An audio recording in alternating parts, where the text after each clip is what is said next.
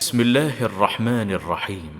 الله ولي الذين آمنوا يخرجهم من الظلمات إلى النور والذين كفروا أولياؤهم الطاغوت يخرجونهم من النور إلى الظلمات أولئك أصحاب النار هم فيها خالدون.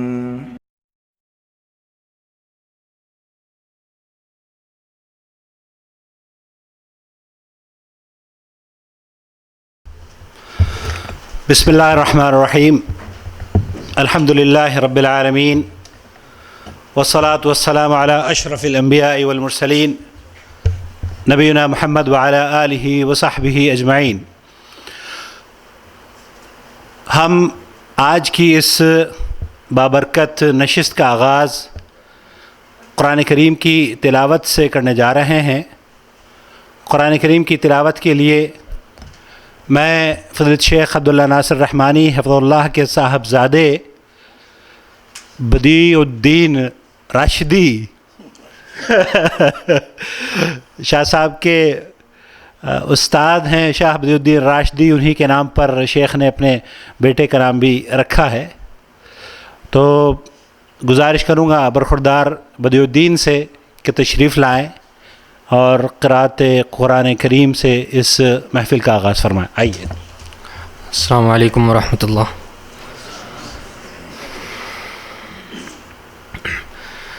اعوذ باللہ من الشیطان الرجیم. بسم اللہ الرحمن الرحیم.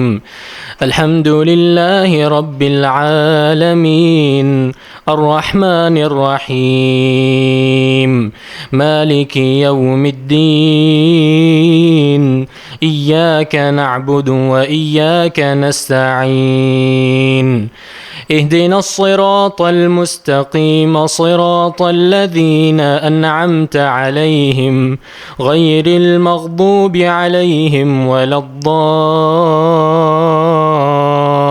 الضالين.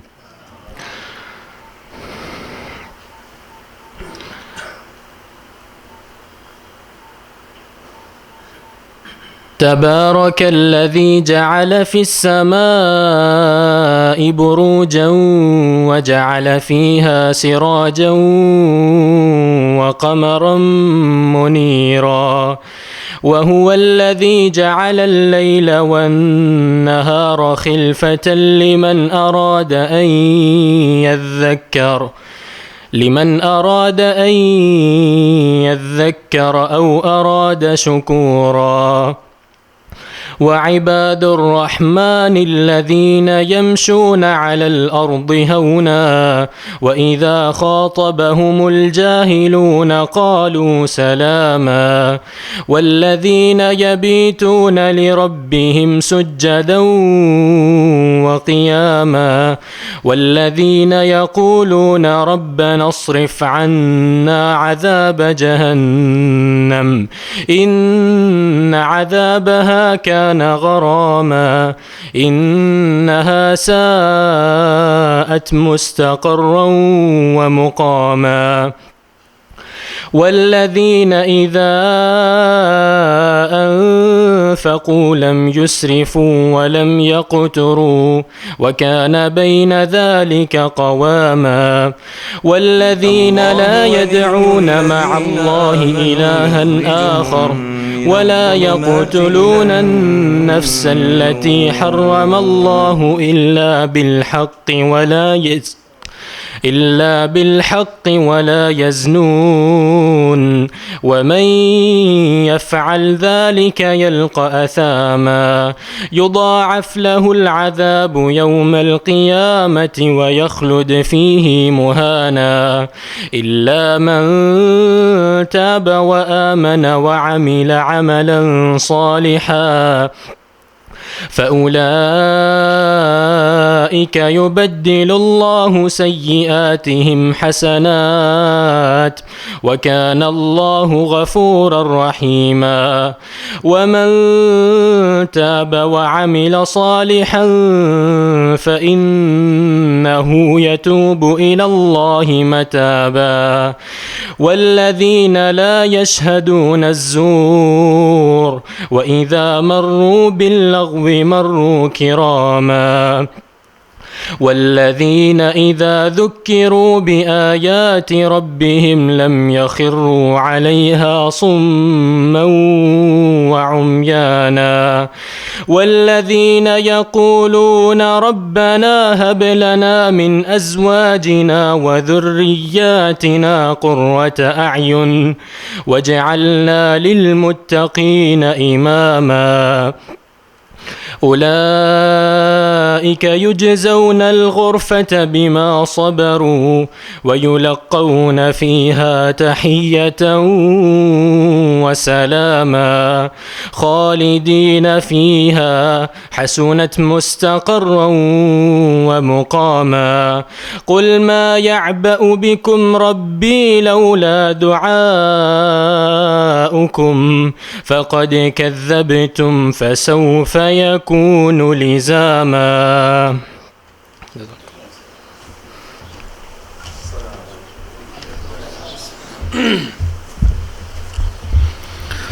جزاکم اللہ خیر. وعلیکم السلام ورحمۃ اللہ. قرآن کریم کی تلاوت فضیلت شیخ عبداللہ ناصر رحمانی حفظ اللہ کے صاحبزادے بدیع الدین فرما رہے تھے. اللہ رب العالمین حافظ بدیع الدین کو شیخ عبداللہ ناصر رحمانی کی آنکھوں کی ٹھنڈک قائم اور دائم رکھے اور انہیں اپنے والد کے نقش قدم پر چلتے ہوئے مسلک اہل حدیث کی جس طریقے سے ان کے والد حفظ اللہ خدمت کر رہے ہیں اسی طریقے سے بر صغیر میں نور توحید کو پھیلانے کا ذریعہ بنائے. جدہ دعویٰ سینٹر حی السلامہ کے ذمہ داران کی جانب سے آپ کا بھائی محمد عاقل اس جدہ دعویٰ سینٹر کے آڈیٹوریم میں آپ کا خیر مقدم کرتے ہوئے خوش آمدید کہتا ہے. اللہ رب العالمین سے دعا ہے کہ اللہ رب العالمین ہمارے اس اجتماع پر اپنی رحمتوں کا نزول فرمائے اور ہم یقیناً اللہ کی خوشنودی کے لیے اللہ کے دین کو سمجھنے کے لیے حاضر ہوئے ہیں. اللہ رب العالمین ہمارے مقصد میں کامیابی عطا فرمائے. میں اکثر یہ کہا کرتا ہوں کہ ہم لوگ جو لوگ جدہ میں بیٹھے ہوئے ہیں یہاں پر جدہ میں مقیم ہیں وہ حرمین شریفین کے دروازے پر بیٹھے ہوئے ہیں اور ہمیں بغیر پیسے خرچ کیے ہوئے بغیر کسی مشقت کے سلفی علماء کرام جو یہاں سے گزرتے ہیں تشریف لاتے ہیں وہ آتے تو بلد الحرمین شریفین عمرے کی سعادت کے لیے یہاں پر لیکن اللہ کے فضل و کرم سے جب وہ یہاں سے گزرتے ہیں تو ہماری محبت یا دین کی محبت انہیں ہم سے ملنے پر مجبور کر دیتی ہے. ہم نے یقین جانیے کہ بغیر کسی ایفرٹس کے بغیر کسی جد و جہد کے ہمیں پتہ نہیں تھا کہ ہم یہ پروگرام کریں گے بھی یا نہیں کریں گے. بھائی فضل نے اور بھائی مظہر نے اور دوسرے ساتھیوں نے عامر بھائی نے جاوید بھائی نے یہ کہا کہ شیخ عبداللہ ناصر رحمانی تشریف فرما ہیں, کیا خیال ہے کہ ان سے مستفید ہو لیا جائے. ایک بار پھر مجھے یاد آتا ہے ہم نے سب سے پہلے جدہ دعویٰ سینٹر حی السلامہ کے بینر کے تحت دین رحمت کانفرنس میں شیخ عبداللہ ناصر رحمانی کا خطاب سنا تھا اور اس کے بعد متعدد مرتبہ شیخ جب بھی یہاں سے گزرتے ہیں اللہ کے فضل و کرم سے ہمیں ان سے کچھ نہ کچھ سیکھنے کا موقع مل جاتا ہے. اس بار فضیلت شیخ اپنے اہل و عیال کے ساتھ عمرے کی سعادت کے لیے یہاں تشریف لائے ہیں. اللہ رب العالمین فضیلت شیخ کے عمرے کو عمرہ مبارک بنا دے, قابل قدر سعی اور معاف کیا ہوا گناہ بنا دے, اور آپ جس اطمینان وقار اور سکون کے ساتھ امن و شانتی کے ساتھ اس بلد الحرمین میں تشریف لائے ہیں, اللہ رب العالمین اسی طریقے سے اپنے وطن بھی امن اور شانتی کے ساتھ واپس لوٹیں, حفظ و امان کے ساتھ واپس لوٹیں. میں فضیلت شیخ عبداللہ ناصر رحمانی کا تعارف ہمارے یہاں اس مجلس میں نہیں سمجھتا کہ کوئی ہم نہیں جانتا کہ فضیلت شیخ کون ہیں. میں بلا توقف شیخ کا شکریہ ادا کرتے ہوئے جدید دعویٰ سینٹر کے ذمہ داران کی جانب سے کہ شیخ نے جدید دعویٰ سینٹر کے ذمہ داران کی دعوت پر یہاں تشریف لائے. میں نے شیخ صبحی سے جمعے کے دن ہی کہا اور شیخ صبحی نے کہا اوہ شیخ عبداللہ ناصر رحمانی سے تو میں نے جب ہمارے پاس سمر کیمپ چل رہے تھے تو ایک مرتبہ فون پر بھی بات کی تھی اور یہ اچھا ہے اگر دعویٰ سینٹر کے آڈیٹوریم میں ملاقات ہو جاتی ہے. تو وہ نہیں تشریف لا سکے, لیکن بہرحال شیخ ابو سعید یہاں پر موجود ہیں, اللہ تعالیٰ ان کو جزائے خیر عطا فرمائے, اور اس طریقے سے دعویٰ سینٹر کے ذمہ داران بھی یہاں پر موجود ہیں. تو میں بلا توقف شیخ عبداللہ ناصر رحمانی حفظہ اللہ سے گزارش کروں گا کہ اپنی نصیحتوں سے ہمیں نوازیں. فلیتفضل فضیلۃ الشیخ.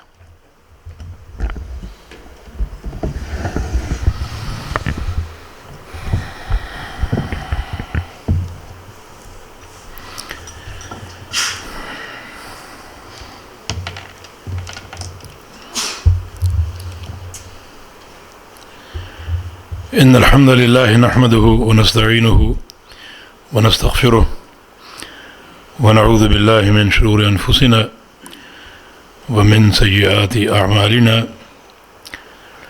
من يهده الله فلا مضل له ومن يضلل فلا هادي له وأشهد أن لا إله إلا الله وحده لا شريك له وأشهد أن محمدا عبده ورسوله.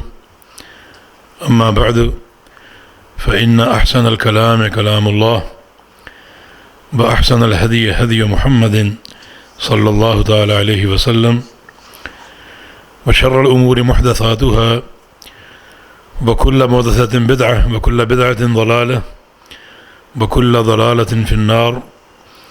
من يطع الله ورسوله فقد رشد واهتدى ومن يعص الله ورسوله فقد ضل وغوى. اللهم صل على محمد وعلى آل محمد كما صليت على إبراهيم وعلى آل إبراهيم إنك حميد مجيد. اللهم بارك على محمد وعلى آل محمد كما باركت على إبراهيم وعلى آل إبراهيم إنك حميد مجيد. سبحانك لا علم لنا إلا ما علمتنا إنك أنت العليم الحكيم. رب اشرح لي صدري ويسر لي أمري واحلل عقدة من لساني يفقه قولي.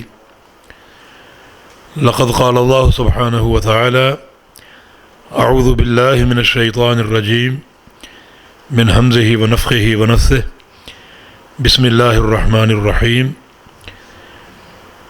إن الذين آمنوا وعملوا الصالحات كانت لهم جنات الفردوس نزلا خالدين فيها لا يبغون عنها حولا. وقال رسول الله صلى الله تعالى عليه وسلم من أبطأ به عمله لم يسرع به نسبه. رواه مسلم.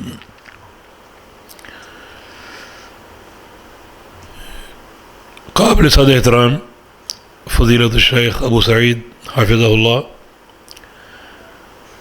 اور محترم عاقل بھائی حافظہ اللہ، سب سے پہلے شکر گزار ہوں اور خاص طور پہ عاقل بھائی کا اور ان کے رفقا کا جنہوں نے یہ سعادت مجھے بخشی کہ آپ سے ملاقات کا موقع ملا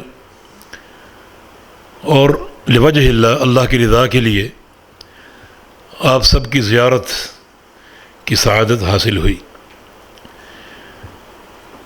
پروگرام نہ بھی ہو، یہ زیارت ہی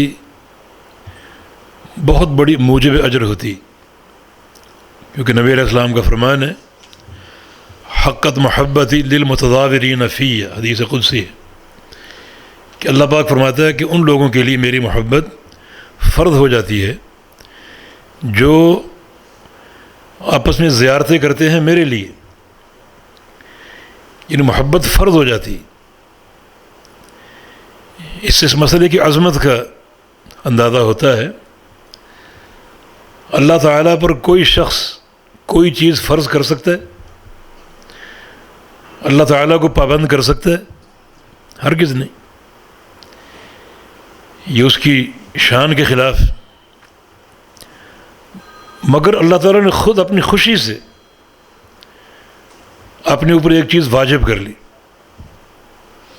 اس مسئلے کی عظمت کی دلیل ہے کہ اللہ تعالیٰ کے لیے ملنا کتنا عظیم الشان ہے کہ اللہ تعالیٰ نے صلہ کے طور پر اپنے اوپر ایسے بندوں کی محبت فرض کر لی کہ ان سے ضرور محبت کروں گا جو میری خاطر ملتے. الحب فی اللہ والبغض فی اللہ اسی کا مظہر ہے. اوثق عرى الایمان الموالات فی اللہ والمعادات فی اللہ کہ ایمان کا سب سے مضبوط کنڈا اللہ تعالیٰ کے لیے دوستی محبت اور اسی کے لیے عداوت. اگر تعلق ہو تو اس کے لیے ہو اور ترک تعلق بھی اسی کے لیے. من احب للہ وابغض للہ واعطى للہ ومنع للہ فقد استکمل الایمان. جس شخص نے محبت کی تو اللہ کے لیے اور کسی سے بغض رکھا تو اللہ کے لیے، مال خرچ کیا اللہ کے لیے یا روک لیا اللہ کے لیے، اس کا ایمان پورا ہو گیا. تو یہ بڑا عظیم الشان مسئلہ ہے. تو آپ بھائیوں کی زیارت کا موقع ملا، یہ ملاقات کا موقع حاصل ہوا. میں اس کے لیے شکر گزار ہوں اور دعا گو ہوں کہ اللہ رب العزت اس تعلق کو اور محبت کو اپنی رضا کے لیے قائم رکھے اور یہ ملاقاتیں بالتکرار بالاستمرار ہوتی رہیں اور اس طرح اللہ رب العزت کی رضا کا حق یا استحقاق ہمارے لیے پیدا ہو جائے. اللہ تعالیٰ کے لیے تعلق اور اس کے ساتھ تعلق یہ ایک مومن بندے کی انتہائی افضل جو ہے وہ سعادت کہہ لیجیے، ضرورت کہہ لیجیے، جس کے لیے کوشش کرنی چاہیے شب و روز. جد و جہد کا محور اللہ تعالیٰ کی ذات ہو اور اس کی رضا ہو، اس کی رحمت اور محبت کا حصول ہو، کیونکہ یہی ذریعہ نجات. صحیح بخاری کی ایک حدیث ہے، رسول کریم صلی اللہ علیہ وسلم نے ارشاد فرمایا لن يدخل احدکم عملہ الجنہ، تم میں سے کوئی شخص اپنے عمل کی بنا پر جنت میں جا ہی نہیں سکتا. بڑے بڑے چوٹی کے عمل کر لو، اس عمل کی اساس پر جنت میں تم نہیں جا سکتے الا برحمت اللہ، جب تک اللہ تعالیٰ کی رحمت نہ ہو، جب تک وہ راضی نہ ہو جائے اور اس کی محبت حاصل نہ ہو جائے. تو اندازہ کیجئے اللہ رب العزت کی رحمت، یہ محبت اور رضا کتنی قیمتی چیز ہے.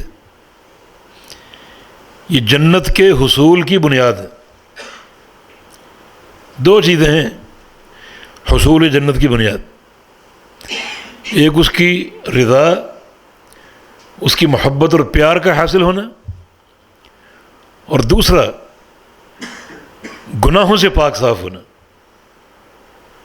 یاد رکھیں ایک گناہ بھی اگر دامن سے لگا رہ گیا جس کو ہم صاف نہ کروا سکے، بخشوا نہ سکے، تو جنت حاصل نہیں ہو سکتی. آدم علیہ السلام اللہ رب العزت کے پیدا کردے پہلے بندے تھے، کتنی تکریم ان کو ملی، مگر ایک معصیت کا ارتکاب ہو گیا، فوراً جنت سے نکال دیے گئے. مانا یہ دو چیزیں اکٹھی نہیں ہو سکتی. جہاں جنت ہے وہاں معصیت نہیں، اور جہاں معصیت ہے وہاں جنت نہیں۔ تو یہ دو چیزیں ہیں، اللہ تعالیٰ کی محبت اور اس کی رضا اور اس کی رحمت کا حصول، اور گناہوں سے پاک صاف ہونا۔ حصول جنت کی دو بنیادیں ہیں۔ اور اگر کوئی ایسا عمل ہمارے سامنے آ جائے جس عمل سے دونوں چیزیں مل جائیں، اس کی رضا بھی مل جائے اور گناہوں کی بخشش بھی حاصل ہو جائے، تو وہ عمل بڑا معرکۃ الآراء ہے، بڑا عظیم ہے۔ اس عمل کو سمجھیں اور اس کا اہتمام کریں۔ وہ قرآن کی ایک آیت ہے، اسے بہت سے علماء نے ارجل آیات کہا ہے کہ سب سے بڑی امید افزا آیت ہے، سب سے بڑی، اللہ تعالیٰ کی رحمت پر مشتمل ایک ایسی آیت کریمہ جس سے بندے کی ایک رجا اور ایک امید حصول جنت کی قائم ہوتی۔ قل ان کنتم تحبون اللہ فاتبعونی یحببکم اللہ ویغفر لکم ذنوبکم، دونوں چیزیں۔ اللہ پاک کی محبت چاہتے ہو، میری اتباع کرو۔ میری اتباع کے دو ثمرے، دو نتیجے۔ یحببکم اللہ، اللہ تعالیٰ تم سے محبت کرے گا، اپنا پیار تمہیں عنایت کرے گا۔ ویغفر لکم ذنوبکم، اور تمہارے گناہوں کو بھی معاف کر دے گا۔ یہ دو راستے ہیں نا جنت کو پانے کے، اور یہ دونوں موقوف ہیں رسول کریم صلی اللہ علیہ وسلم کی اتباع پر۔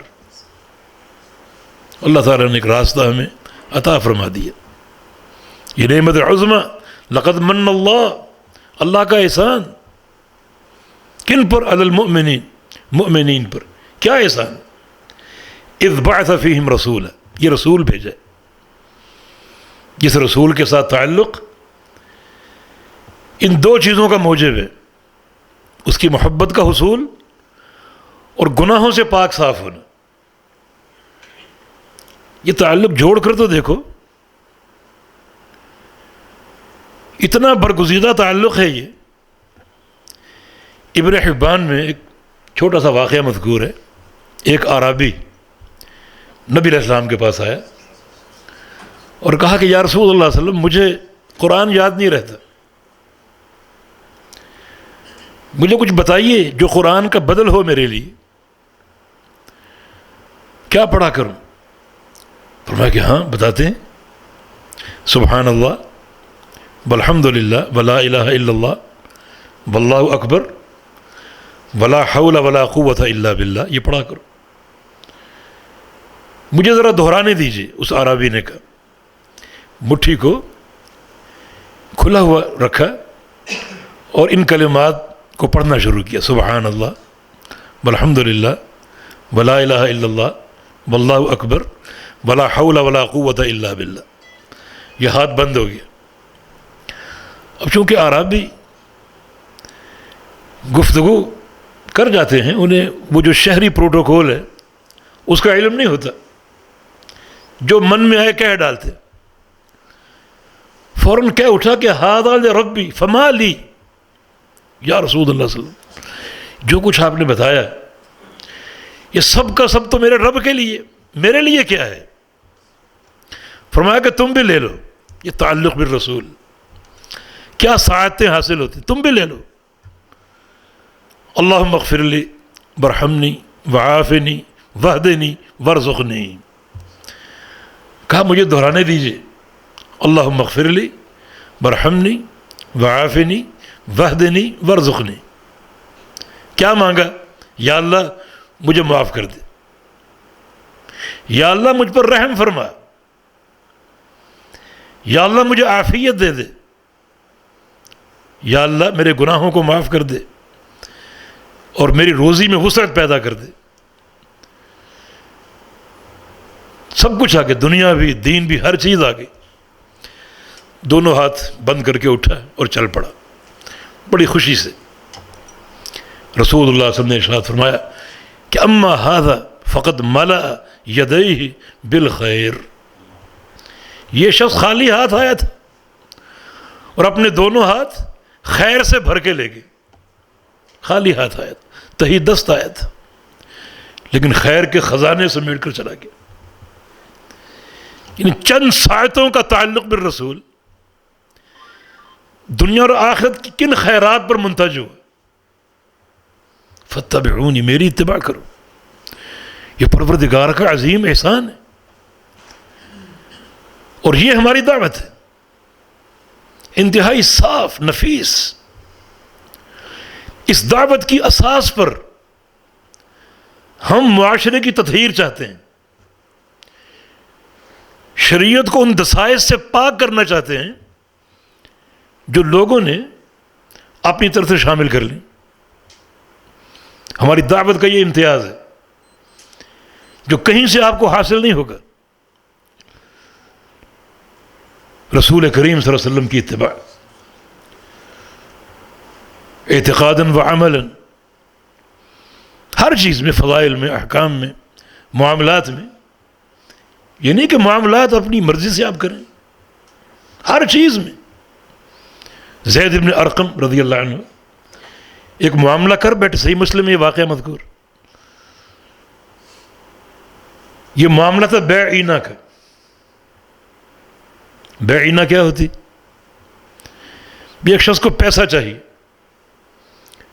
وہ کسی تاجر کے پاس جائے اور جا کر اس سے ادھار سودا کر لے. یہ فلاں گاڑی میں ادھار 1,00,000 ریال میں خریدتا ہوں، ادائیگی کب ہوگی؟ 1 سال بعد. ٹھیک ہے، یہاں تک تو ٹھیک ہے. لیکن آگے کہے کہ اب آپ یہ گاڑی مجھ سے کیش میں خرید لیں، 90,000 میں، 80,000 میں وہ خرید لیں، ایک ہی مجلس میں یہ سودا طے پا جائے. یہ بیع اینہ.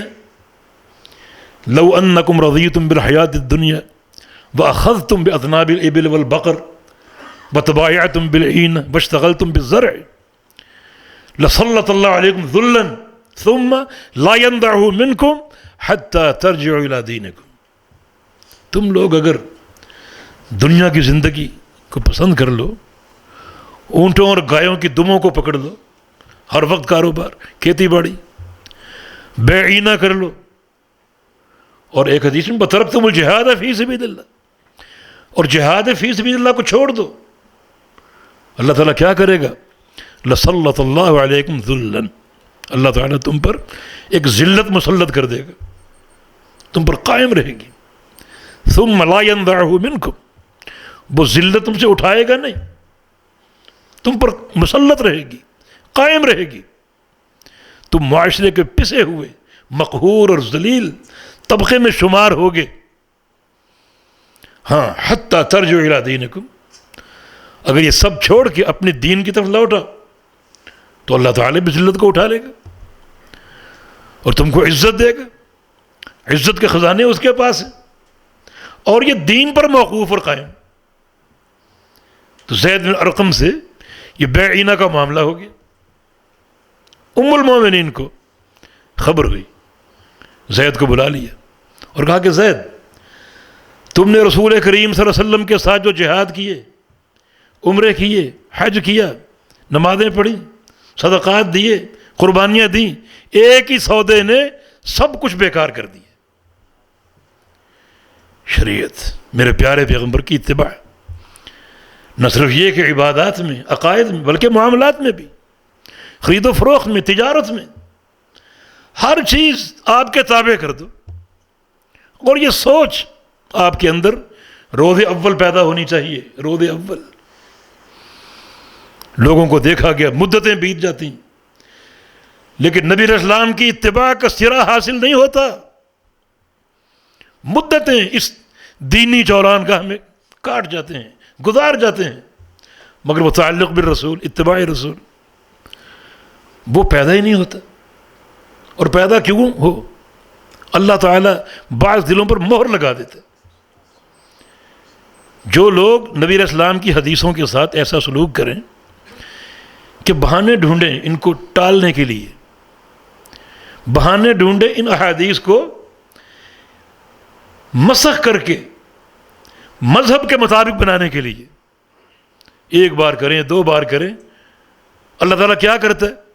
پھر اللہ تعالیٰ اس دل پر اپنی مہر لگا دیتا ہے۔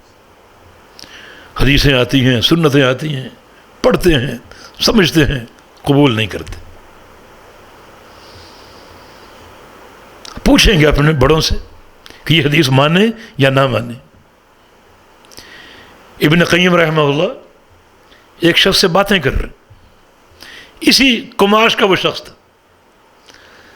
کہا کہ بتاؤ اگر تم نبی علیہ السلام کے دور میں ہوتے، نبی علیہ السلام کے سامنے بیٹھے ہوتے اور نبی علیہ السلام تمہیں کوئی حکم دیتے تو اس کو قبول کرتے یا اس حدیث کو لے کر، اس حکم کو لے کر اپنے بڑوں کے پاس جاتے کہ یہ مانوں یا نہ مانوں؟ کہتا حاشا وکلا، نبی علیہ السلام سامنے موجود ہوں، مجھے حکم دیں اور میں نہ مانوں، بڑوں کے پاس لے کر جاؤں؟ فرمایا پھر کیا فرق ہے اس حکم میں جو پیغمبر علیہ السلام کے انتقال کے بعد تم تک پہنچے اور اس حکم میں جو تم براہ راست نبی علیہ السلام سے سنو؟ کیا فرق ہے؟ کتنی ڈھٹائی کا معاملہ ہے۔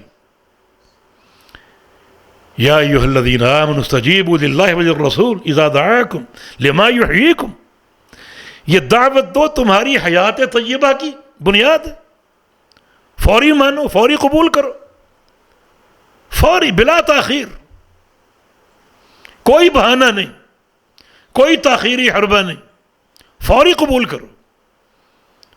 ایسا اگر نہیں کرو گے تو وَاعْلَمُوا، جان لو، ان اللہ یحول بین المرء وقلبہ، اللہ تعالیٰ انسان اور اس کے دل کے درمیان ایسی آڑ بن جائے گا کہ اس انسان کے دل میں نیکی داخل نہیں ہوگی، اس کو نیکی کی توفیق ہی نہیں ملے گی، تو اللہ تعالیٰ مہر لگا دیتا۔ پھر تبھی تو صحابہ کرام کے ایمان کا ثمرہ یہ تھا کہ وہ فوری رسول کریم صلی اللہ علیہ وسلم کی اتباع کرتے تھے، کسی تاخیر کے بغیر، کسی بہانہ سازی کے بغیر، اور فوری۔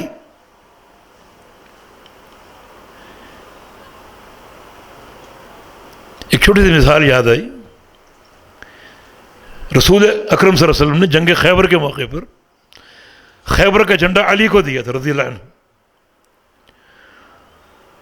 جھنڈا تھما دیا اور فرمایا کہ یہ جھنڈا لے کر نکلو، انفض علی رسلک، چلو چلتے جاؤ سیدھے۔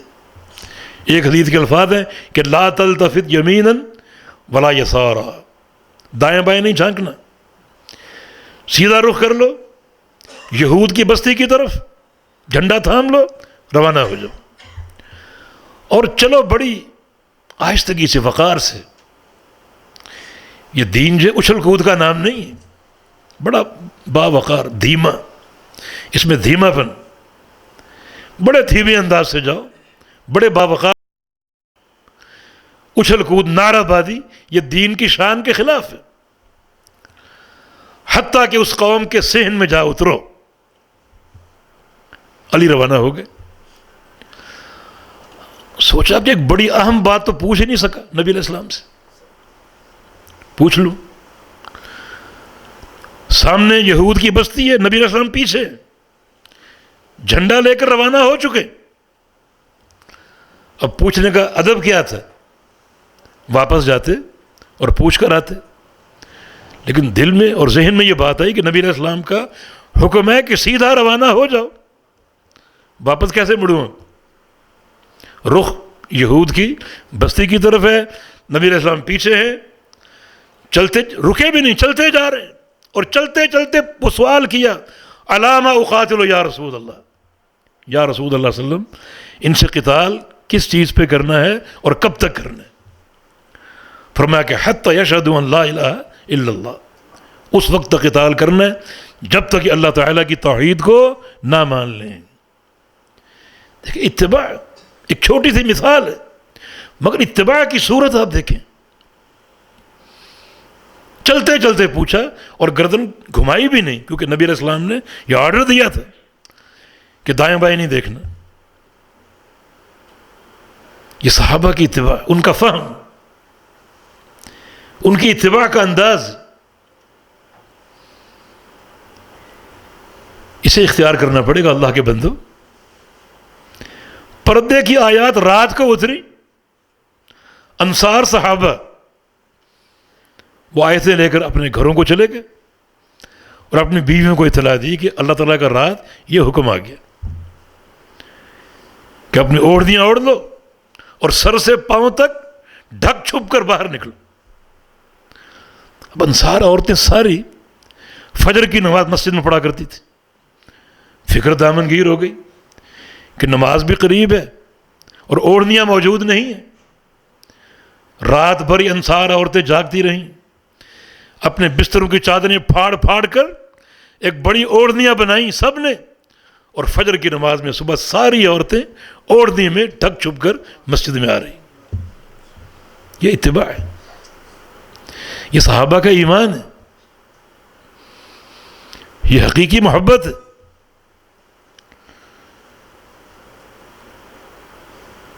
تو اگر تم اس حقیقت کو قبول نہیں کرو گے اور اپنے نبی کی اتباع کو ٹالنے کی کوشش کرو گے تو پھر اللہ رب العزت تمہارے اور تمہارے دلوں کے بیچ میں حائل ہو جائے گا، آڑ بن جائے گا، رکاوٹ بن جائے گا. تمہارے دلوں میں نیکی اور تقوی داخل نہیں ہوگا. پھر بڑی بھیانک سزا ہے.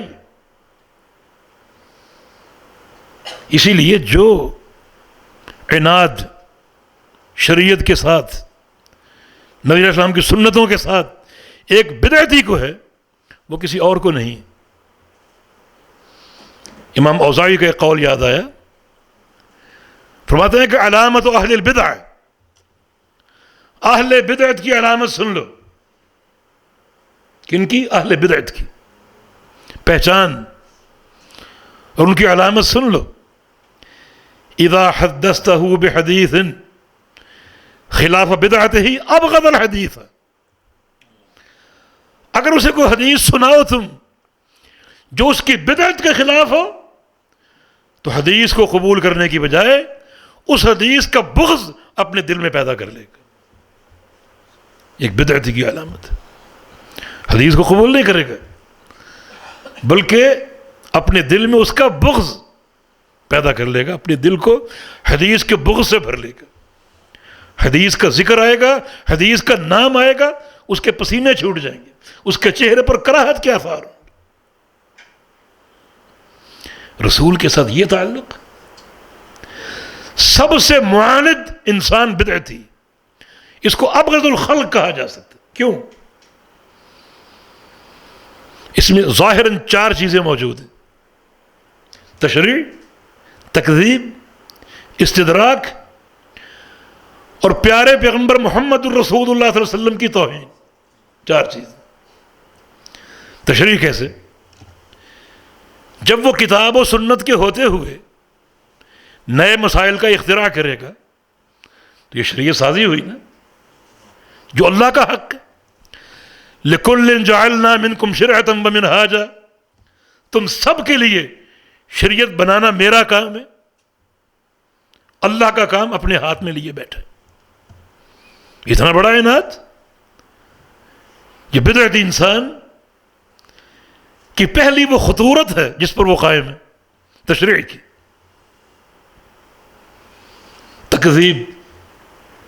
تکذیب کیسے؟ اللہ تعالیٰ کا دعویٰ ہے الیوم اکملت لکم دینکم، آج میں نے دین مکمل کر دیا.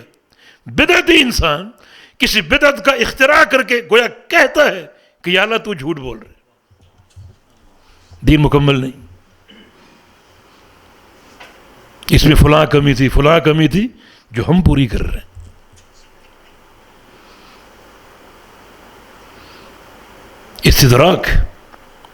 استدراک یہی کسی کام کی جو کمی ہے، جو کمی رہ گئی، اسے پورا کرنا.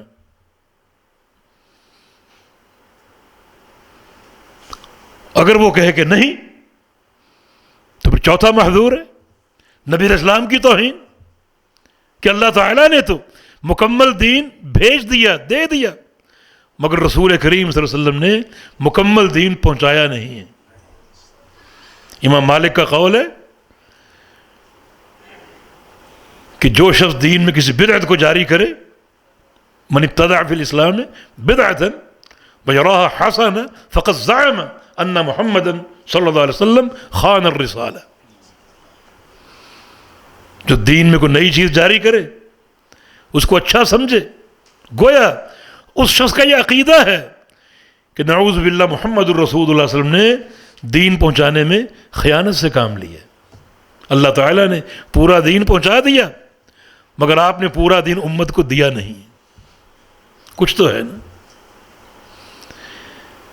اب آپ بتائیں، اس سے بڑا مبغوض انسان کوئی دنیا میں ہو سکتا ہے جس کا اللہ تعالیٰ کے ساتھ، اللہ تعالیٰ کے دین کے ساتھ اور اللہ کے رسول کے ساتھ یہ تعلق ہو؟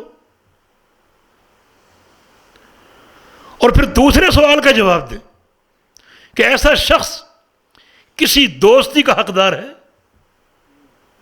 اور خاص طور پہ اقامت دین کے لیے ان کا سہارا لینا، کیا ہو مل جل کر کام کر لیں. اتنا مبغوض، ہمارا دین اتنا کمزور ہے کہ یہ دین قائم ہونے کے لیے ایسوں کے سہارے کا محتاج ہو. غور کیجیے.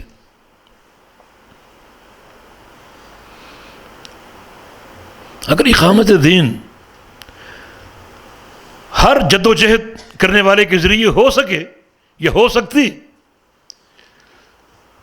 تو اللہ تعالیٰ کیوں اپنے دین کے نشر کے لیے انبیاء جیسی ہستیوں کا انتخاب کرتا ہے؟ اس انتخاب کا معنی یہ ہے کہ دین کی اقامت کا کام یا تو نبی کرے گا یا وہ شخص کرے گا جس کا عمل اور عقیدہ نبی جیسا ہو. اتباع.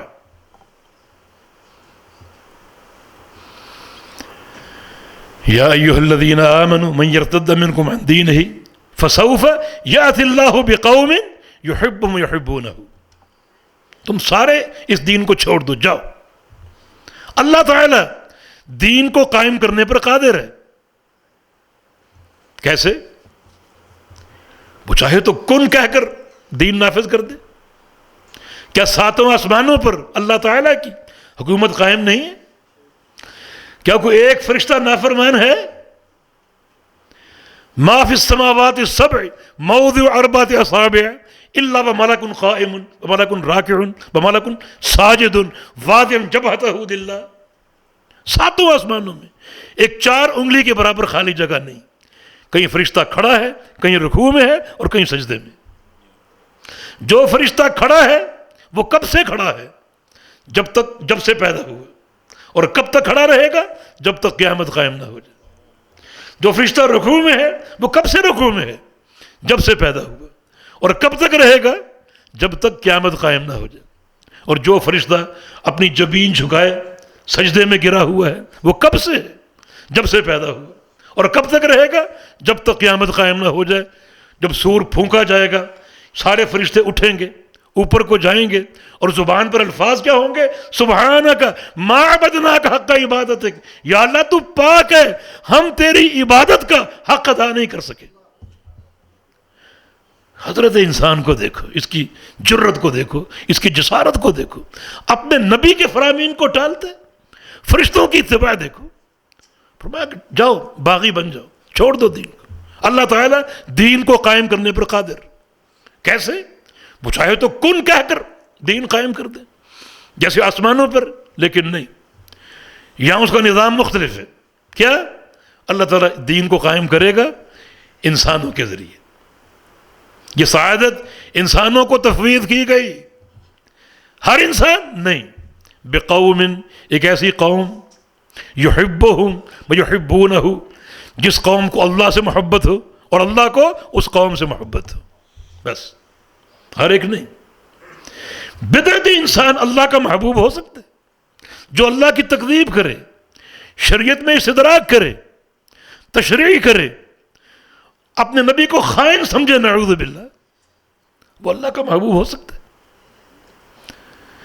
دین اسلامی محبت کی بنیاد آپ نے سن لی. قل ان کنتم تحبون اللہ فاتبعونی یحببکم اللہ. اے پیغمبر کہہ دیجئے اگر اللہ کی محبت کے طلبگار ہو تو اس کا طریقہ یہ ہے کہ میری اتباع کرو، اللہ تعالیٰ کے تم محبوب ہو جاؤ گے. جب تم اللہ کے محبوب بن جاؤ گے بس تمہارے لیے غلبہ بھی ہے اور تمہارے ذریعے دین کی اقامت بھی. صحیح بخاری میں حدیث ہے ان اللہ اذا حب عبدا نابا جبریل. جب اللہ تعالیٰ کسی بندے سے محبت کر لیتا ہے، اللہ تعالیٰ کا کسی بندے سے پیار پڑ جائے تو اللہ تعالیٰ جبریل کو بلاتا ہے، جبریل آؤ، ندا کرتا ہے میری بات سنو، انی احب فلانا فاحبہ، مجھے فلاں بندے سے محبت ہو گئی تو بھی اس سے محبت کر. وہ جبریل کا محبوب ہو گیا. اب جبریل امین منادی کر رہے ہیں آسمانوں میں، فرشتوں کو مخاطب ہیں کہ ان اللہ یحب فلانا فاحبوہ، اللہ تعالیٰ فلاں بندے سے محبت کرنے لگا ہے تم بھی محبت کرو. ساتوں آسمانوں کہ فرشتے اس سے محبت کرتے ہیں، اس کی شہرت، اس کا سمعہ ساتوں آسمانوں میں پھیل جاتا ہے، اس کا پیار مشہور ہو چکا ہے. فرشتے کیا جانتے ہیں؟ یہ اللہ کا محبوب ہے، یہ ہمارا بھی محبوب ہے. دیکھیں محبت کی بات کہاں سے چلی اور کہاں تک پہنچ گئی. اللہ تعالیٰ کی محبت کا ثمرہ کیا ہے؟ ساتوں آسمانوں میں اس کا پیار پھیل چکا ہے. اور محبت کے حصول کا ذریعہ کیا ہے؟ ایک ہی، وہ اللہ کے پیغمبر کی اتباع ہے. اور فرمایا کہ ثم یوضع له القبول فی الارض، پھر اس کا پیار ساتوں آسمانوں میں پھیل کر پھر زمین پہ اترتا ہے. اور اللہ رب العزت زمین والوں کا بھی اسے محبوب بنا دیتا ہے. پھر وہ زمین والوں کا محبوب بن جاتا ہے. آپ کہیں گے کیسے؟ کیا محمد الرسول اللہ صلی اللہ علیہ وسلم ابو جہل کے محبوب تھے؟ نہیں تھے. تو پھر پیار کیسے پھیل گیا زمینوں پر؟ ابو لہب، عتبہ، شیبہ، ولید اس کے محبوب تھے؟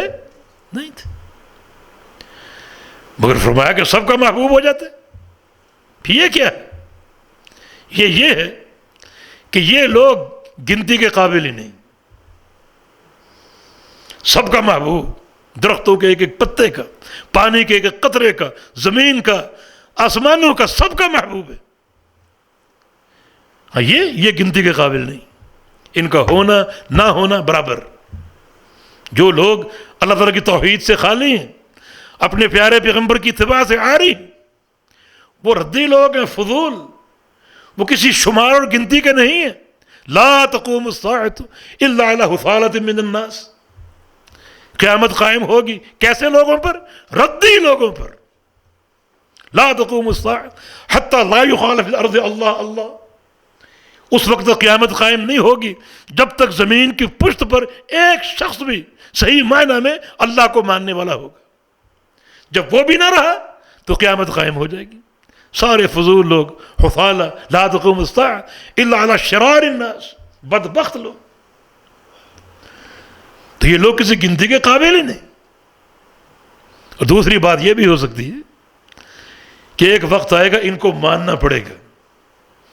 آج قبروں میں ابو جہل کو، ابو لہب کو جوتے پڑ رہے ہیں تو افسوس نہ کر رہے ہوں گے کہ کاش ہم نے اللہ کے پیغمبر کی غلامی قبول کر لی ہوتی اور کلمہ پڑھ لیا ہوتا.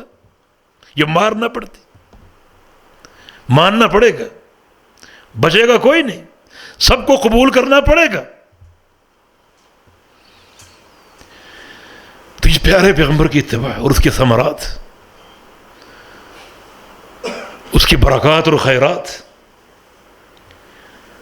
تو یہ ہماری دعوت ہے. اور جو دین میں بگاڑ لوگوں نے داخل کیا ہے اس کی صفائی نبی علیہ السلام کی غلامی کے ذریعے ممکن. کیونکہ یہ وہ شخصیت ہے جو فرق ہے. محمد فرق بین الناس، اور کوئی فرق نہیں. نہ کوئی امام، نہ کوئی مجتہد، نہ کوئی محدث، نہ کوئی فقیہ، حتیٰ کہ نہ کوئی صحابی، نہ کوئی تابعی، حتیٰ کہ پوری دنیا کے صلحاء، پوری دنیا کے علماء، پوری دنیا کے صالحین. فرق نہیں. فرق محمد الرسول اللہ صلی اللہ علیہ وسلم. اس فرق کو مان لو، سمجھ لو. کیا فرق؟ کہ کون اللہ کے ہاں مقبول ہے، کون مردود ہے، کس کی نمازیں درست ہیں، کس کی نمازیں غلط ہیں، کس کا عقیدہ ٹھیک ہے، کس کا عقیدہ باطل ہے، کون موحد ہے، کون مشرک ہے، کون جنتی، کون جہنمی. یہ فرق ایک ہی شخصیت کے ذریعے، اور وہ محمد رسول اللہ صلی اللہ علیہ وسلم. اس کو قبول کر لو. نہیں قبول کرتے تو پھر یہ تصفیہ قیامت کے دن ہوگا. قیامت کے دن بڑا ایک خوفناک مرحلہ، بڑا خوفناک مرحلہ. ونضع الموازین القسط لیوم القیامہ، اللہ فرماتا ہے جب ہم لوگوں کے حساب کے لیے عدل کا میزان قائم کر دیں گے. اس کے متحمل ہو سکتے ہیں؟ عدل کا میزان، ترازو قائم ہوگا، اس میں اعمال تولے جائیں گے میرے اور آپ کے. اب تک کیا تھا؟ اب تک اعمال کی گنتی تھی. نمازیں اس نے ٹھیک ہے پوری پڑھی، زکاتیں پوری تھیں، روزے پورے رکھے، عمل ساتھ لیے چل رہے. اب آؤ ان اعمال کو تول کر دیکھتے. حساب کا پہلا مرحلہ اعمال کی گنتی، دوسرا مرحلہ اعمال کا وزن. یا اللہ وزن کیوں؟ جب اعمال گن لیے گئے، نمازیں 5 فرض کی پوری ہیں تو ٹھیک ہے چھوڑ دو. روزے رمضان کے فرض تھے پورے رکھے، ٹھیک ہے چھوڑ دیجئے. زکوٰۃ پوری دی، ٹھیک ہے عشر دیا، ٹھیک ہے. شمار عمل ہو چکے ہیں، اب وزن کیوں؟ فرمایا کہ عمل کے شمار کی ایک حیثیت ہے، اصل حیثیت وزن کی ہے. اعمال گنے گئے یہ دیکھنے کے لیے کہ پورے کیے یا نہیں کیے. اگر پورے ہیں تو اب ان کو تولا جائے گا یہ دیکھنے کے لیے کہ عمل کا معیار قائم تھا یا نہیں قائم تھا. ایک چیز کی گنتی دیکھی جاتی، تعداد، عدد، اور اس کا معیار دیکھا جاتا. اب یہ تصفیہ کی گھڑی، وَبَدَا لَهُم مِّنَ اللَّهِ مَا لَمْ يَكُونُوا يَحْتَسِبُونَ. کچھ لوگوں کے لیے اللہ تعالیٰ کی طرف سے ایسا فیصلہ صادر ہوگا جس کی ان کو توقع نہیں ہوگی. توقع کیوں نہیں ہوگی؟ وہ نیکیوں کے انبار لے کر آئیں گے، نیکیوں کے ڈھیر لے کر آئیں گے، خوش ہوں گے. مگر پروردگار کی طرف سے ایک ایسا فیصلہ صادر ہوا، عمل رائیگاں گئے، سب کچھ برباد ہو گیا، لٹ گیا، اور ان کی توقع کے برخلاف فیصلہ صادر ہو گیا. یہ صحیح بخاری کی حدیث ہے، ان رجلا لیعمل بعمل اہل الجنہ فیما یبدو للناس وہو من اہل النار. ایک شخص جنت والے کام کرتے اور لوگ سمجھتے ہیں کہ جنتی روح ہے. حقیقت کیا ہوگی؟ وہو من اہل النار، جہنم میں جائے گا. قل هل ننبئکم بالاخسرین اعمالا، بتائیں تمہیں قیامت کے دن عمل کرنے کے باوجود لوگ گھاٹے میں کیوں ہوں گے؟ بلکہ سب سے بڑے گھاٹے میں، اخسر، سب سے بڑے گھاٹے میں کون لوگ ہیں؟ الذین ضل سعیہم فی الحیاۃ الدنیا، جن کی دنیا کی زندگی کی ہر کوشش بیکار جا رہی تھی، اور وہ کیا سمجھ بیٹھے تھے کہ ہم جو کر رہے ہیں ٹھیک کر رہے ہیں، ہم ٹھیک کر رہے ہیں، حالانکہ جو کر رہے تھے بیکار تھا. بڑا سمجھایا جاتا ہے، کتابیں کھول کھول کر بات واضح کی جاتی، قبول نہیں کرتے. قبول کر لو، اس میں بھلائی ہے. ورنہ تصفیہ کی گھڑی آ گئی، ترازو عدل کے قائم ہے، اور تمہارے اعمال کو تولیں گے عمل کے معیار کے ساتھ. عمل میں معیار قائم ہے تو آدھی کھجور بھی احد پہاڑ سے بھاری ہو جائے گی. رب سمین لا یذن عند اللہ جناح بعوضہ. اور اگر معیار نہیں ہے تو قیامت کے دن بڑے بڑے بھاری بھرکم لوگ آئیں گے، بھاری بھرکم، مگر ان کا وزن ایک مچھر کے پر کے برابر بھی نہیں ہوگا. یہ دنیا کا ترازو نہیں ہے. دنیا کے ترازو میں جو وزن ڈالو گے اس کو ظاہر کر دے گا. نہیں، قیامت کا ترازو اعمال کو تولے گا معیار کو سامنے رکھ کر. معیار سنت رسول کی اتباع ہے. جناب عبداللہ بن مسعود رضی اللہ عنہ درخت پہ چڑھتے ہیں مسواکیں توڑنے کے لیے، اور صحابہ ان کی پنڈلیاں دیکھ کر ہنس پڑے، پتلی پتلی لاغر، دبلے اور نحیف۔ نبی علیہ السلام کی مذاق بھانپ گئے، کیا فرمایا؟ لہما اثقل فی المیزان من احد، جن ٹانگوں کا تم مذاق اڑا رہے ہو، یہ دو پتلی ٹانگیں جب قیامت کے دن اللہ کے میزان میں ڈالی جائیں گی تو احد پہاڑ سے بھاری ہوں گی، احد پہاڑ سے۔ کیوں؟ بھاری بھرکم انسان، یہ میزان کہتا ہے کہ مچھر کے پر کے برابر نہیں، اور یہ پتلی سی ٹانگیں احد پہاڑ سے بھاری، یا اللہ کیوں؟ اس فرق کی اساس کیا ہے؟ وہ صحابہ کہا کرتے تھے کہ ان اقرب الناس من النبی صلی اللہ علیہ وسلم ہدیا بدلدن وسمتا عبداللہ بن مسعود، کہ پیارے پیغمبر صلی اللہ علیہ وسلم کے سب سے مشابہ، سب سے زیادہ مشابہ کون تھے؟ عبداللہ بن مسعود تھے۔ عبادات میں سب مشابہ تھے، سب نبی علیہ السلام کی اتباع کرتے تھے، احکام میں، عقائد میں، فضائل میں، معاملات میں، سب نبی علیہ السلام کی اتباع کرتے تھے۔ عبداللہ میں ایک اضافہ یہ تھا کہ یہ بڑے غور سے دیکھتے کہ میرے پیارے پیغمبر کس طرح اٹھتے ہیں ویسے اٹھتے، کس طرح بیٹھتے ہیں ویسے بیٹھتے، کس طرح چلتے ہیں ویسے چلتے، کس طرح مسکراتے ہیں ویسے مسکراتے۔ جب اتباع کا یہ معیار ہو تو پھر یہ پتلی ٹانگیں کیوں نہ بھاری ہوں گی؟ احد پہاڑ پیچھے رہ گیا، کس چیز کا وزن ہے؟ یہ وزن میرے پیارے پیغمبر کی سنت کی اتباع کا وزن۔ آج ذخیرہ موجود ہے، وسائل موجود ہے، علماء کی تذکیر موجود ہے، اللہ کے بندوں قبول کر لو، ورنہ یہ تصفیہ کی گھڑی ہے، بڑی گمبھیر گھڑی۔ نبی علیہ السلام کے ان مواقف کو جمع کیا گیا، قیامت کے دن آپ کہاں کہاں جائیں گے اور بار بار کہاں کہاں جائیں گے، تو حدیث سے یہ بات واضح ہوتی ہے کہ رسول اللہ صلی اللہ علیہ وسلم اس میزان کے مقام پر بار بار آئیں گے، اپنی امت کی نجات کا حریص، میری امت میری امت، بار بار میزان کے مقام پر آئیں گے امت کی شفاعت کے لیے۔ یہ امت کی نجات کے حرص لے کر آپ کو بار بار آ رہی، لیکن یہ نجات کس تعلق پر موقوف ہے؟ خالی وہ تعلق جو شرعی اساس سے خالی ہو اس پر نہیں۔ اگر آپ کی زندگی کی تگ و دو اس بات پر ہو کہ نبی علیہ السلام کو حسن، آپ کا چہرہ، کالی زلفیں، پگڑی، جوتے، مسکراہٹ، آپ کے دانت کیسے تھے، ہونٹ کیسے تھے، آپ کی ولادت کیسی تھی، تو یہ تعلق بالرسول کی اساس نہیں۔ اللہ کے بندو، تم سے تو سمجھدار ہرقل شاہ روم تھا کہ نبی کے ساتھ تعلق کیسا ہونا چاہیے۔ اس کے سوال کیا تھے؟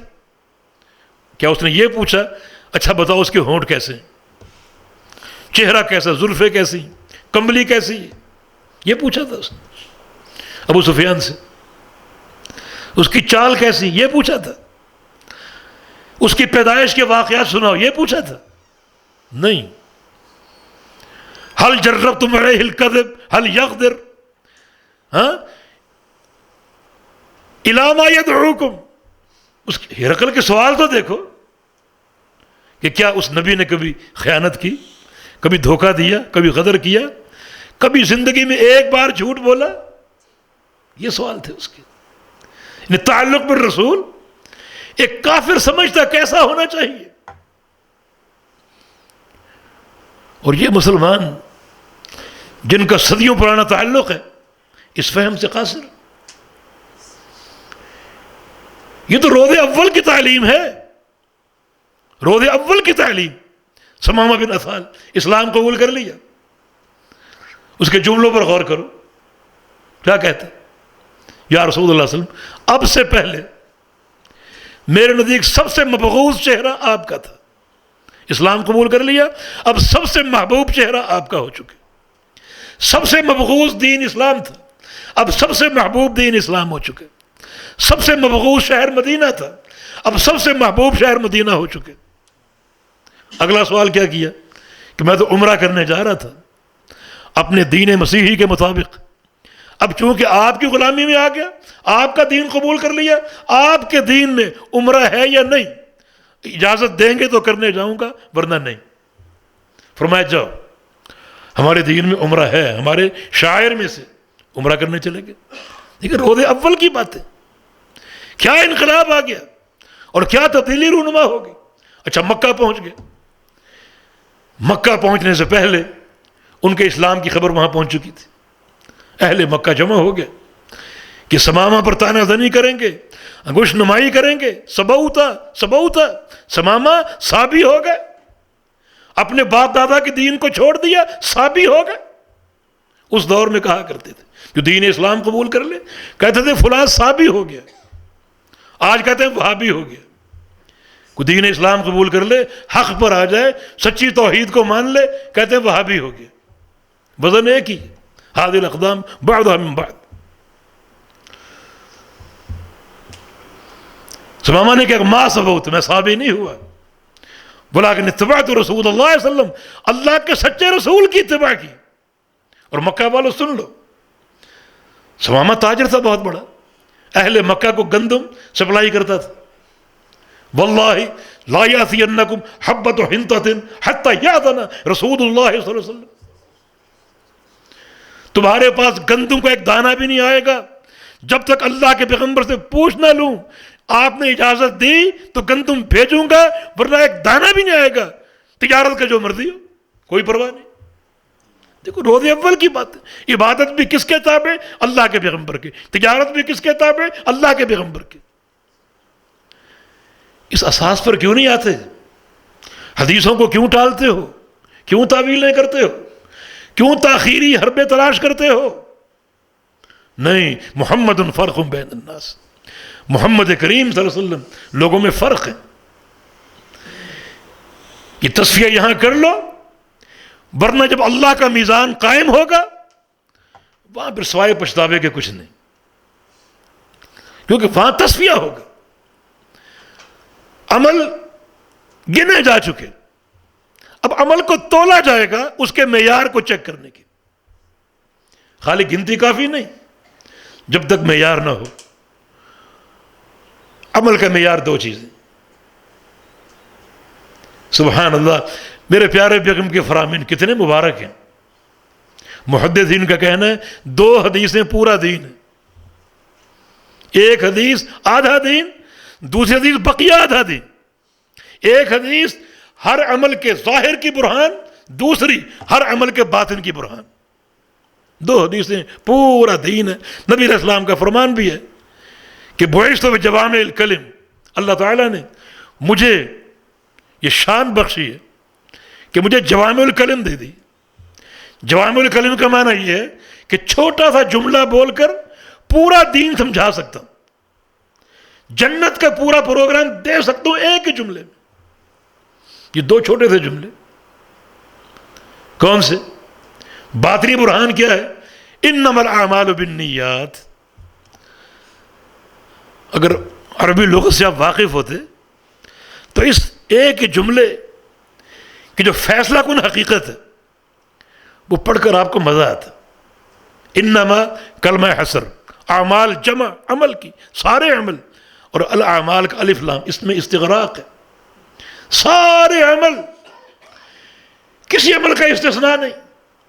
ہر عمل کی صحت، ہر عمل کی قبولیت نیت پر ہے، اور نیت کیسی؟ اخلاص اللہ رب العزت کے لیے۔ ریاکاری آ گئی، عمل برباد۔ ریاکاری کب آئی؟ عمل سے پہلے یا عمل کے دوران یا عمل کے بعد، جب بھی آ جائے۔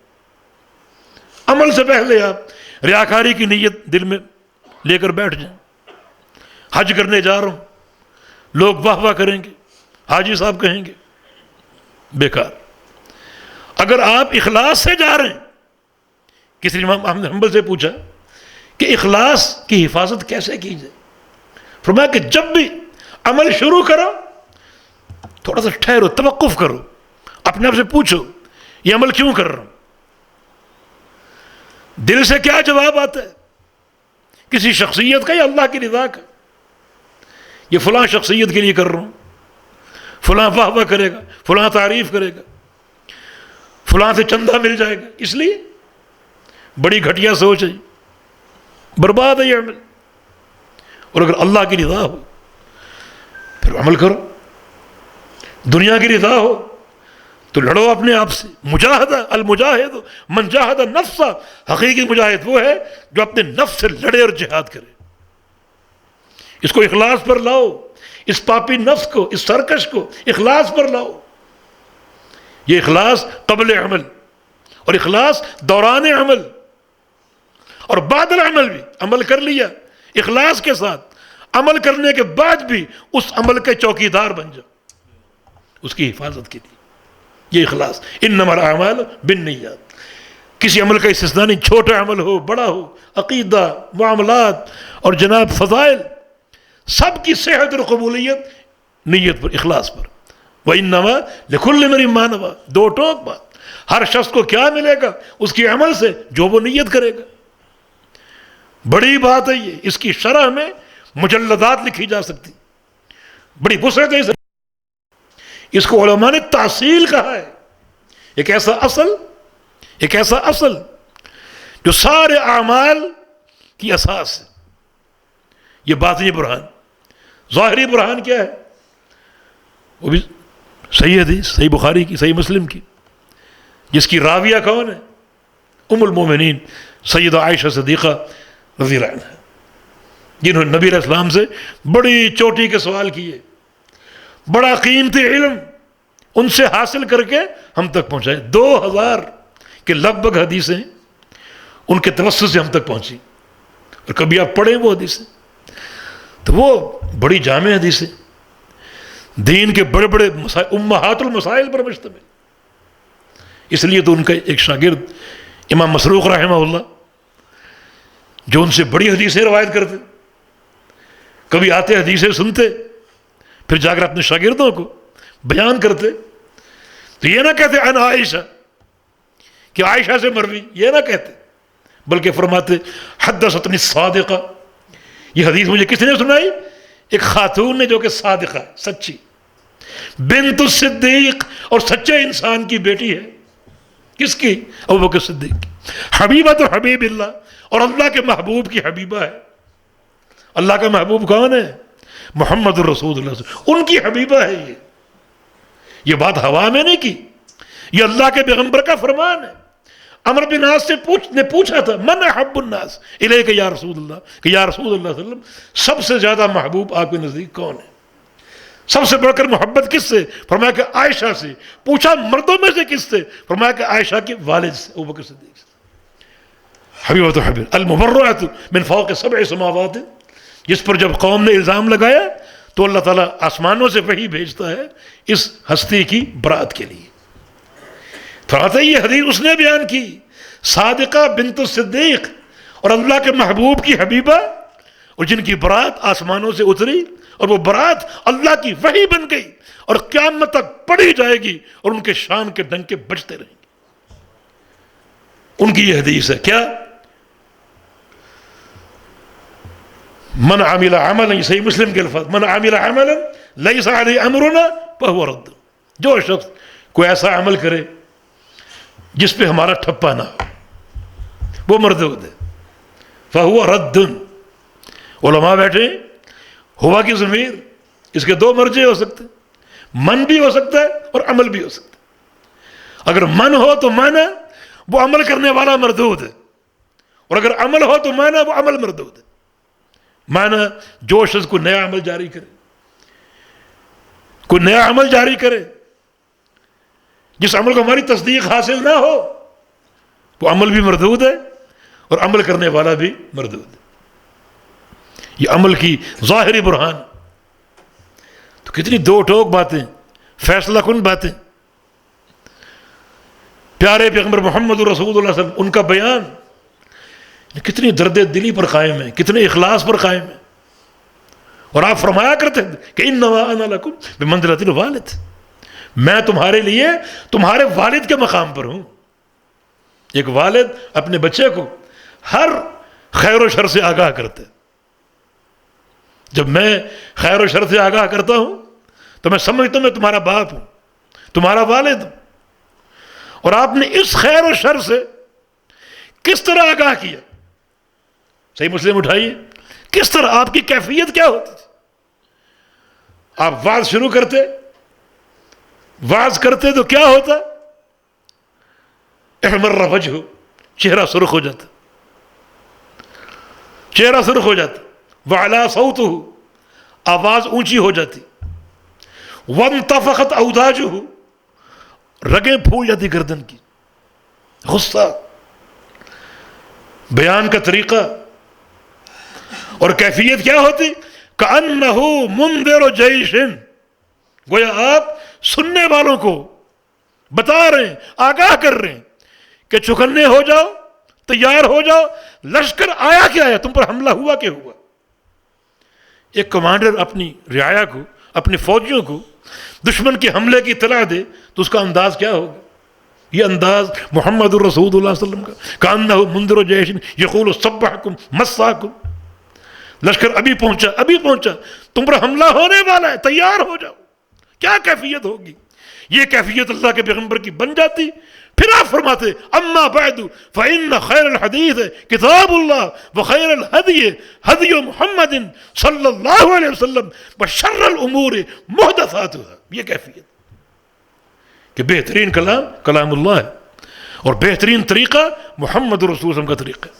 اور سب سے بدترین چیز کیا ہے؟ وہ نئی چیز، نہ قرآن میں نہ حدیث میں. کس انداز سے آپ واز کر رہے ہیں، کس انداز؟ فرمایا تمہاری میری مثال اس شخص کی جو آگ جلا کے بیٹھ جائے. آگ جلا دی، آگ جل گئی، وہاں سے جاتا نہیں، بیٹھ جاتا ہے اور پروانوں کو ہٹاتا ہے. پروانے آگ میں کودنے کی کوشش کر رہے ہیں اور وہ ان کو ہٹانے کی کوشش کر رہے ہیں. یہ اس کا عمل. آگ جلا دی، پروانوں کو آگ میں گرنے سے بچا رہا ہے. لوگو، جہنم کا الاؤ روشن ہے، جہنم جل چکی اور میں بیٹھا ہوں تمہیں وہاں سے ہٹانے کے لیے.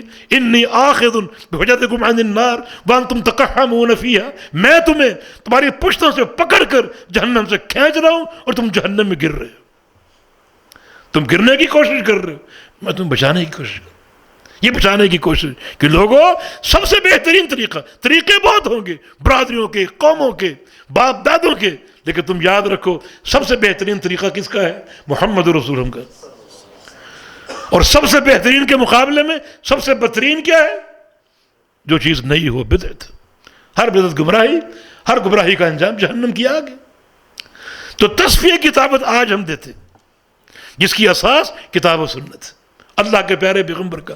وظیفہ حیات کیا تھا، وظیفہ نبوت کیا تھا؟ کہ قرآن و حدیث کے ذریعے لوگوں کا تزکیہ کریں. اس تزکیے کی ہماری دعوت، ورنہ تزکیہ تو قیامت کے دن ہو جائے گا جب میزان قائم ہوگا اور اعمال کو تولا جائے گا اعمال کے معیار کے ساتھ. اگر معیار موجود ہے تو ایک کھجور احد پہاڑ بن جائے گی، اگر معیار مفقود ہے تو پہاڑ جیسے عمل بھی برباد اور ضائع ہو جائیں گے. یہ سلامتی کا راستہ اور عافیت کا راستہ اللہ کے پیارے پیغمبر کی غلامی ہے. یہ دعوت آج بھی ہے اور کل بھی ہے اور قیامت تک کے لیے ہے. اللہ پاک توفیق عطا فرما دے. اقول قولی ھذا واستغفر اللہ لی ولکم وآخر دعوانا ان الحمد للہ رب العالمین. جزاکم اللہ خیر. حضرات، ہم ابھی نہایت ہی قیمتی نصیحتیں فضیلت الشیخ عبداللہ ناصر رحمانی حفظہ اللہ، امیر جمعیت اہل حدیث ہند سے، سندھ سے، ہند اور سندھ دونوں ایک ہی دعوت دیتے ہیں ہم شیخ آپ کو ہند کی. ہمیں تو اللہ کا فضل ہے، ہمیں ہند سے بھی محبت ہے، سندھ سے بھی محبت ہے، اور اللہ تعالیٰ ہماری جو محبت ہے اس محبت کی بنیاد اصل میں توحید ہے. اور اللہ گواہ ہے، ہم نے اپنے ہند میں بھی اپنے علماء کو یہ کہتے ہوئے سنا ہے